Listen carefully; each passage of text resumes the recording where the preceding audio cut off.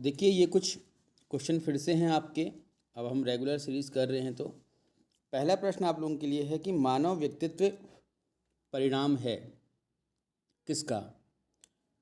Human personality is a compound of, ठीक है, पालन पोषण और शिक्षा का, आनुवांशिकता और पर्यावरण के बीच अंतःक्रिया का, केवल पर्यावरण का या केवल आनुवांशिकता का। तो ये तो आप लोगों ने पढ़ा होता है कि आनुवांशिकता और पर्यावरण के बीच अंतः संबंध का। ये आप आंसर दे सकते हैं इसका। ये कोई बहुत भारी चीज़ नहीं, बहुत सिंपल सा है।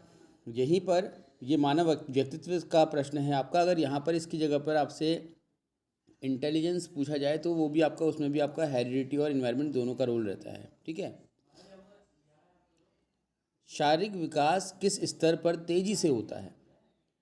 तो विकास के जो अवस्थाएं होती हैं आप लोग जानते ही हैं, शैशवावस्था, बाल्यावस्था, किशोरावस्था और युवावस्था होती है, जिसमें से किशोरावस्था तक का समय जो है हम विशेषकर लेते हैं। तो अब आपसे ये पूछ रहा है, सॉरी हाँ, कि शारीरिक विकास, मैं फिर से कह रहा हूँ, बौद्धिक विकास के लिए अवस्था अलग हो जाएगी, ठीक है। ये शारीरिक विकास की बात कर रहा है।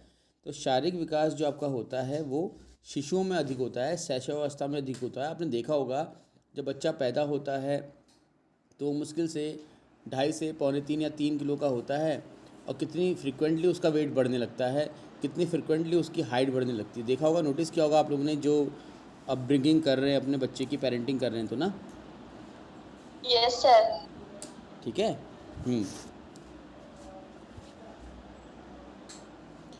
तो शैशवावस्था इसका आंसर है। वो बाय मिस्टेक वो पहले से ही आंसर आप लोगों के लिए क्लिक हो गया था ना। अब आते हैं हम कोहलबर्ग के अनुसार एक शिक्षक बच्चों में नैतिक, अच्छा, कल की क्लास में मैंने 2021 का या 19 का यूटेट का पेपर डिस्कस किया था, आज 18 का है, क्योंकि अभी तक आपने जो सिलेबस पढ़ा है मैं सिर्फ उतने ही प्रश्न पूछ सकता हूँ, उससे अधिक प्रश्न नहीं पूछ सकता आपसे ना। तो कोहलबर्ग के अनुसार एक शिक्षक बच्चों में नैतिक, क्योंकि कल तक हम लर्निंग पर फोकस कर रहे थे, आज हमारा फोकस जो है वो ग्रोथ एंड डेवलपमेंट पर है। ये मैंने आपको पहले बताया भी था। पहला प्रश्न भी हमारा ये ग्रोथ एंड डेवलपमेंट का ही था, शारीरिक विकास का। उससे पहला गलती से वो व्यक्तित्व वाला हो गया था। तो कोहलबर्ग के अनुसार एक शिक्षक बच्चों में नैतिक मूल्य पैदा कर सकता है, ठीक है, बिल्कुल कर सकता है नैतिक मूल्य पैदा। लेकिन कैसे करेगा? धार्मिक शिक्षा को महत्व देकर, व्यवहार के स्पष्ट नियमों को बताकर, नैतिक मुद्दों पर विचार विमर्श में उनको शामिल करके, या फिर व्यवहार कैसा करना है इस पर सख्त निर्देश देगा। अब थोड़ा सा इसको हम समझ लेते हैं। जब आप कोहलर का सिद्धांत पढ़ते हैं तो वहाँ पर आपका जो समझने का पैटर्न होता है वो कोहलर ने जैसा बताया है आपको फैक्चुअल, वो आप पढ़ते हैं। जैसे कि कितने स्तर होते हैं, तो 3 स्तर होते हैं, आप लोग जानते ही हैं, पूर्व परंपरागत, परंपरागत और उत्तर परंपरागत, ठीक है। अंग्रेजी में बोले तो pre conventional, convention and post conventional. कितनी अवस्थाएं होती हैं? तो 6 अवस्थाएं होती हैं। हर स्तर में 2-2 अवस्थाएं आप लोग देखते ही हैं, ठीक। अब इसके बाद उन अवस्थाओं के नाम, ठीक है। लेकिन यहाँ पर जो प्रश्न आपसे पूछ रहा है वो एप्लीकेशन पूछ रहा है ना उसका, ठीक है। तो एप्लीकेशन पर तभी आप जा पाएंगे। आपने ब्लूम टैक्सोनॉमी पढ़ी होती है। हम जब भी कोई कंटेंट पढ़ते हैं तो पहले उस कंटेंट के फैक्ट्स को हम मगअप करते हैं, यानी कि रटने की कोशिश करते हैं। फिर उसके बाद उसको हम समझने की कोशिश करते हैं। देन आफ्टर हम क्या करते हैं बताओ? हेलो। देन आफ्टर हम कोशिश करते हैं उसको अप्लाई करने की अपनी लाइफ में, है ना। तो एप्लीकेशन तब होती है जब आपकी अंडरस्टैंडिंग ऑलरेडी कवर हो चुकी हो, ठीक है। तो यहाँ पर ये एप्लीकेशन पार्ट आपका पूछ रहा है। अब देखो, धार्मिक शिक्षा देना तो किसी भी विद्यालय में अनुचित बताया गया है।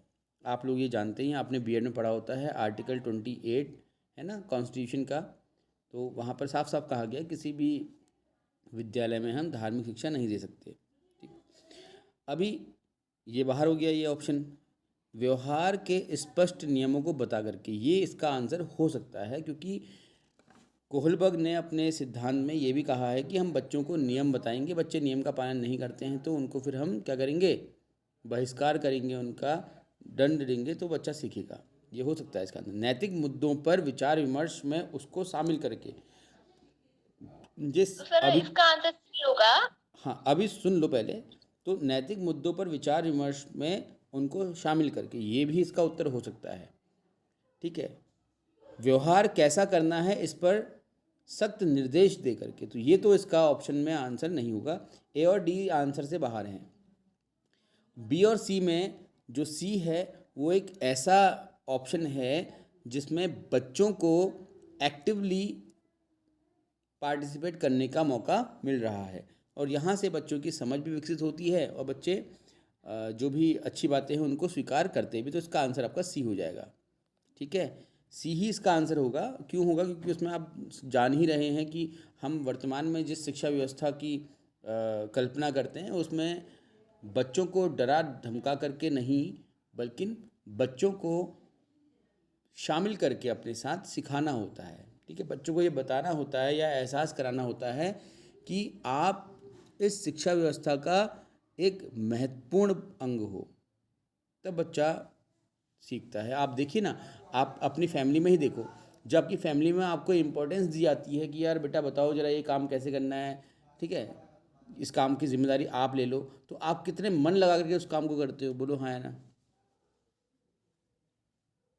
Yes sir. तो यही चीज़ NCF 2005 में बताया गया है कि बच्चों के साथ भी हमको ऐसे ही ड्रिल्स करनी है या गतिविधियां करवानी है। पियाजे का सिद्धांत संबंधित है बालक के, जीन पियाजे ने जो सिद्धांत दिया है उसका संबंध किससे है? मनोवैज्ञानिक विकास से है, संवेगात्मक भावनाओं से है, संज्ञानात्मक विकास से है, या शारीरिक विकास से है? वो तो बहुत सरल आंसर आ गया, मतलब क्वेश्चन आ गया। मतलब बताइए इसका आंसर क्या है? संज्ञानात्मक विकास। बिल्कुल। ये तो जिस बच्चे ने जीन पियाजे को नहीं पढ़ा होगा ना, सिर्फ हवा हवा में सुन लिया होगा, वो भी कराएगा इसको। ठीक है, इतना सरल था।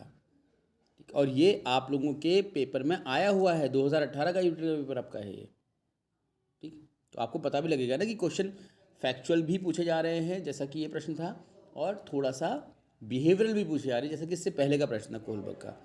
निम्नलिखित में से कौन सा पक्ष शारीरिक विकास से संबंधित है? बताओ।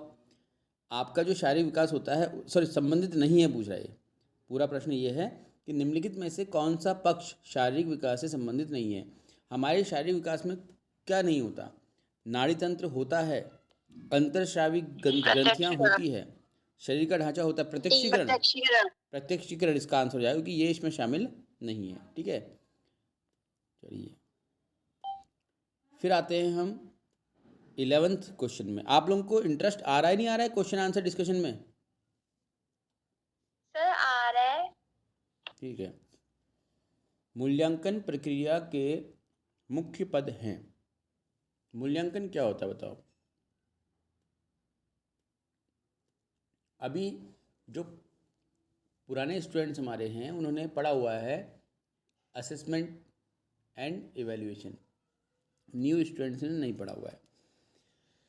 तो मूल्यांकन प्रक्रिया के प्रमुख पद पूछ रहा है, वो क्या होते हैं? आप जब भी मूल्यांकन करते हैं तो उसमें क्या देखते हैं आप बताओ? शैक्षिक उद्देश्य। उपयुक्त सभी। हाँ शैक्षिक बिल्कुल, उद्देश्य। क्योंकि आप जिन शैक्षिक उद्देश्यों का निर्धारण पहले कर चुके हो, जैसे मैं आज आप लोगों को अगर पढ़ा रहा हूँ तो मेरा जो शैक्षिक उद्देश्य आपको आज की क्लास का वो ये रहेगा कि बच्चों को, जो आप लोग हैं मतलब, है ना, यूटेट में आने वाले प्रश्नों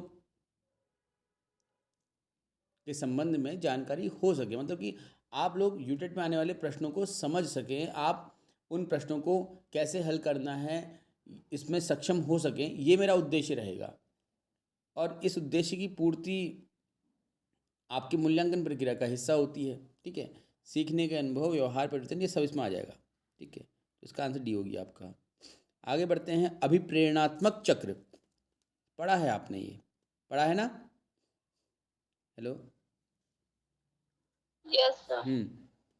तो मोटिवेशन साइकिल जो है उसमें क्या क्या होता है? नीड यानी आवश्यकता, प्रणोद यानी ड्राइव, और डी। प्रोत्साहन यानी के मोटिव, सभी होते हैं। ठीक है, डी हो गया। जीन पियाजे के ज्ञानात्मक विकास की, ज्ञानात्मक मतलब क्या, संज्ञानात्मक ही है, प्रथम अवस्था विजय पाने से संबंधित है। मतलब अब ये फिर व्यवहारिक प्रश्न आ गया है आप लोगों का। मैं सिर्फ जिसने जीन पियाजे का फैक्चुअल फॉर्म में पढ़ा होगा वो इसका आंसर नहीं दे पाएगा। हाँ ठीक है, तो आप बताइए कि पहली अवस्था का नाम क्या है जीन पियाजे की, बताओ। Sensory motor.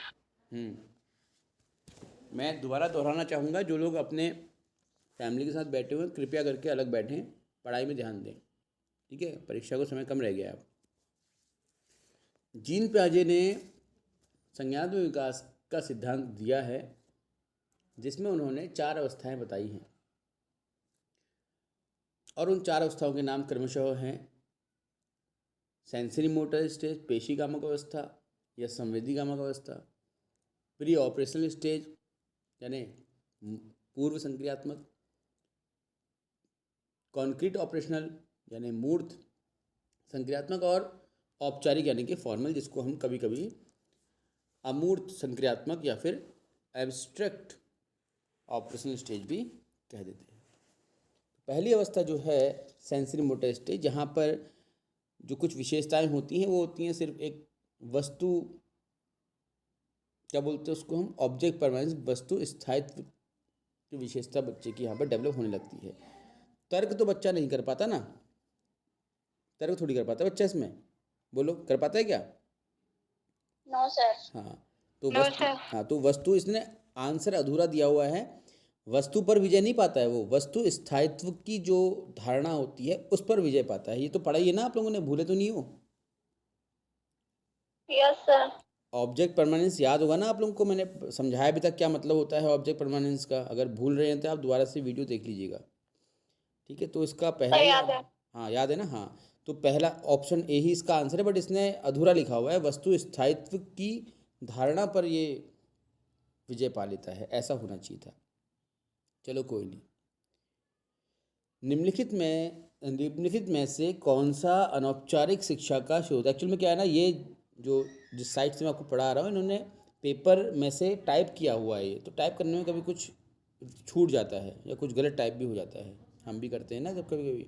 तो निम्नलिखित में से कौन सा अनौपचारिक शिक्षा का स्रोत नहीं है? अनौपचारिक शिक्षा आप जानती हैं, वो 3 प्रकार की शिक्षा होती है, या कि हम कहें कि अगर हम शिक्षा की बात करें तो 3 कैटेगरीज में डिवाइड करते हैं जो शिक्षा लेने के तरीके होते हैं उनको। पहला औपचारिक शिक्षा, जो कि आप विद्यालयों में, महाविद्यालयों में और विश्वविद्यालयों में लेते हैं, जहाँ पर आपको एडमिशन लेना होता है, आपको जाना पड़ता है, रेगुलर क्लास करनी होती है। ठीक है, समय समय पर आपके असेसमेंट्स होते हैं, टेस्ट होते हैं, असाइनमेंट्स होते हैं। मतलब ये समझो कि आप पूरे सत्र में, पूरे साल भर व्यस्त रहते हैं पढ़ने में। ठीक है, वो आपकी औपचारिक हो गई। अनौपचारिक क्या होती है? जहाँ पर ना कोई आपको एडमिशन लेना होता है, ना ही कोई आपको डिग्री मिलती है, बस घर में बैठे बैठे आपके पेरेंट्स ने कुछ ज्ञान की बात बताई और आपने उसको अपने जीवन में धारण कर लिया, वही आपका अनौपचारिक शिक्षा होती है। ठीक है, कभी आप कोई न्यूज़पेपर पढ़ रहे हैं, है ना, पेपर पढ़ा आपने, आपको कुछ खबर मिली, आपने उससे कुछ सीख ले ली, ये होता है आपका। तो इनडायरेक्ट ऑब्जेक्टिव होता है यहाँ पर लर्निंग। निरौपचारिक यानी कि गैर औपचारिक जिसको हम बोलते हैं, एक तो हो गया औपचारिक, एक हो गया अनौपचारिक। अंग्रेजी में बोलूँ तो औपचारिक को फॉर्मल, अनौपचारिक को इनफॉर्मल बोलते हैं। इसके बीच में आता है नॉन फॉर्मल यानी कि निरौपचारिक।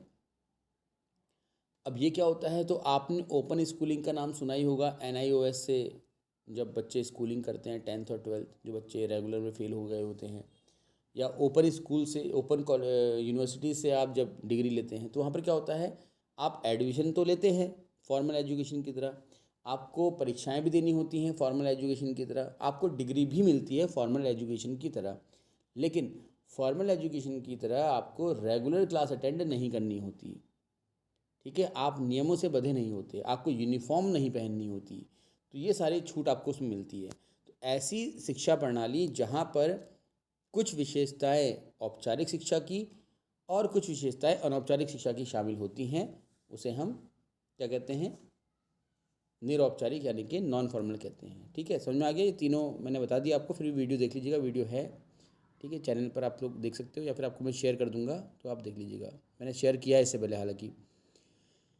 निम्नलिखित में से कौन सा अनौपचारिक शिक्षा का स्रोत नहीं है, बोल रहा है। तो अनौपचारिक शिक्षा बताया मैंने आपको ना, ठीक है, जहाँ पर आपको स्कूल वाली कोई टेंशन नहीं लेनी। तो अभिभावक द्वारा दी गई शिक्षा, अभी अभी बताया, जब आपके पेरेंट्स आपको कोई ज्ञान की बात बताते हैं और आप उसको अपना लेते हैं, तो वो निरौपचारिक मतलब अनौपचारिक शिक्षा होती है, बिल्कुल होती है। कक्ष शिक्षण के माध्यम से दी जाने वाली शिक्षा, आ गया ना आपका। कक्ष शिक्षण तो काय में आता है आपका, औपचारिक शिक्षा में आता है। बोलो, आता है या नहीं आता है ना? तो इट मीन्स, यस सर। हाँ, ये तो औपचारिक शिक्षा का एग्जाम्पल हो गया, तो ये इसका आंसर हो जाएगा, क्योंकि इसने पूछा है कि अनौपचारिक शिक्षा यानी कि इनफॉर्मल एजुकेशन का सोर्स क्या नहीं है, तो ये इसका सोर्स नहीं है। मित्र समूह द्वारा दी गई शिक्षा भी अनौपचारिक शिक्षा यानी कि इनफॉर्मल एजुकेशन होती है, पड़ोसी द्वारा दी गई शिक्षा भी वही होती है। ठीक है, हेलो। Yes sir. फिर आते हैं हम नेक्स्ट क्वेश्चन की तरफ। समानता के लिए शिक्षा की संकल्पना पर बल किसने दिया है? अब देखो बेटा, ये तो आपको मैंने पढ़ाया भी नहीं है और ये फैक्चुअल है आपका, ठीक है। अब समानता के लिए शिक्षा राधा कृष्ण आयोग कहते हैं, मतलब कि एजुकेशन फॉर इक्वलिटी। वैसे ये राष्ट्रीय शिक्षा नीति 1986 का कोट है, ठीक है। मैंने आपको राष्ट्रीय शिक्षा नीति 1986 का इंट्रोडक्शन दिया था और उसके वीडियो शेयर कर दिए थे, तो आपने देखा होगा उसको, ठीक है। तो राष्ट्रीय शिक्षा नीति 1986 का एक कोट है। आप लोगों को याद होगा, आप लोगों को जब मैंने राष्ट्रीय शिक्षा नीति पर डिस्कशन किया था तो बहुत ज़्यादा मैंने व्यवहारिक बातें की थी, जहाँ पर मैंने आपको बताया था कि राजीव गांधी जी का ये मानना था कि जो जात पात और जो धर्म पर आधारित जो भेदभाव हमारे समाज में है, उसको दूर सिर्फ शिक्षा के माध्यम से किया जा सकता है। मैंने आपको ये एग्जाम्पल भी दिया था कि जब आप पढ़ लिख लेते हो तो उसके बाद फिर आपके मन में ये भेदभाव नहीं रह जाते। याद हैं कुछ या भूल गए? हेलो। Yes sir. तो वो उसका जो ऑब्जेक्टिव था वो समानता के लिए शिक्षा ही था, ठीक है। तो अगर आपने वो जो वीडियोस आपको मैंने शेयर किए थे 1986 नेशनल एजुकेशन पॉलिसी के, वो अगर देखे हैं तो उसमें ये कोटेशन आपको दिख जाएगा आराम से, अगर देखे हैं तो। मुझे पूरी उम्मीद है कि नहीं देखे होंगे आप लोगों ने, ठीक है। लेकिन देखो, क्योंकि देखो ना, अब ये प्रश्न आप पर आ गया।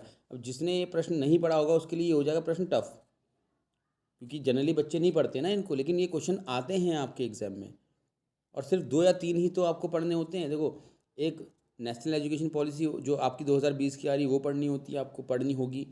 1986 की जो पॉलिसी पुरानी वाली वो पढ़नी होगी। एनसीएफ पढ़ना होगा, और एक आरटी एक्ट पढ़ना होगा। 4 ही तो हैं, 4 पढ़ लो ना अच्छे से, ठीक है। कोई बहुत बड़ी समस्या नहीं है इसमें। तो फिलहाल आज के लिए इतना ही करते हैं। उम्मीद करता हूँ कि जो डिस्कशन हुआ है वो फ्रूटफुल होगा आप लोगों के लिए, और अगर आपको लग रहा हो कि जो आंसर्स आपको नहीं आए हैं उनको आप अपने इस तरह से पढ़िए, ठीक है। और अगर सर ये 2018 का पेपर है। हैं, ये 2018 का पेपर है, मैं आपको सर ये दिखा देता हूँ, ठीक है। ये है आपका 2018 का पेपर। मैंने ओके सर। बहुत बार बोल भी दिया क्लास के अंदर, फिर लेकिन आप लोग शायद ध्यान नहीं लगा रहे होंगे ना। तो यूटेट एग्ज़ाम 2018 है ये, और ये बात मैंने शायद क्लास में सर 3 या एक 4 बार बोली। सबसे जो आता है